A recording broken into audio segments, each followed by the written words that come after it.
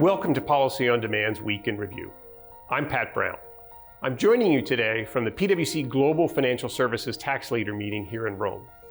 But I'm going to start by talking about what's going on in Washington this week. This is a very significant week in Washington with respect to the reconciliation bill. The Senate on Monday released the text of their version of the bill for the tax provisions. And compared to the House bill, there are several significant changes. First, Section 899 is included, as it was in the House bill. This is the retaliatory provision that's intended to apply increased rates of tax to countries that either have the UTPR, the Pillar 2 UTPR, or digital services taxes. Section 899 is included, but with some meaningful changes from the House bill that we'll talk about. But in addition, the Senate bill makes other changes to the international provisions of the code that the House did not take up. So the House bill was really very modest with respect to the international provisions, virtually no changes with respect to the GILTI regime, the BEAT regime, or the FDII regime.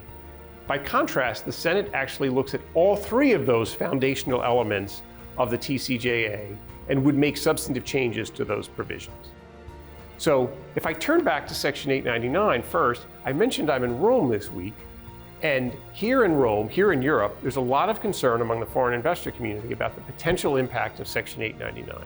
Well, the first question I get from a lot of investors is, will Section 899 be included in the final version of the reconciliation bill? And I think Chairman Crapo in the Senate has set a very clear signal by including a version of Section 899 in their version of the bill. Yes, Section 899 is very likely to be included in the final bill. But Chairman Crapo and the Senate have offered up some meaningful modifications to the version that passed the House.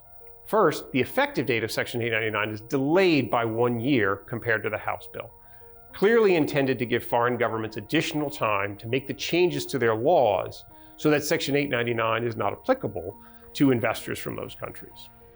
Secondly, the rate of tax increases under the House bill is capped at a maximum of 20 percentage points above the US statutory rate that would otherwise apply. The Senate bill takes a more modest approach. The cap is 15 percentage points above the starting point rate for the investor, which may include the treaty rate. So the Senate takes a more modest approach, but again, clearly intended to still create pressure on foreign governments to change the laws that would cause Section 899 to apply. Now, if I pivot back to the other international provisions that were included in the Senate bill, the Senate makes some positive changes from a taxpayer perspective to the GILTI regime. It makes some other changes to the GILTI regime that will not be so positive. In the positive camp, relief for expense apportionment is provided for investors under the GILTI regime. That is very meaningful. However, the QBI provisions of GILTI are repealed. The rate applicable to GILTI is raised. If I look at FDII eliminates QBI, which will be a benefit in the FDII context, but also raises the rate applicable to FDII. So again, here you see a mixed bag of provisions. And lastly, not to leave it out, the BEAT also sees, frankly, a really significant increase in the rate from 10 percentage points to 14.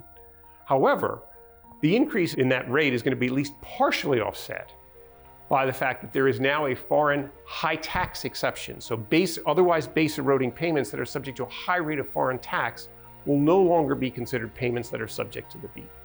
So for all investors, for all, frankly, taxpayers who have to manage the GILTI regime, the FDII regime, or the BEAT regime, the question will be not in the aggregate, how will these changes affect the United States, but how will they affect you, the particular taxpayer? And that's obviously going to require modeling.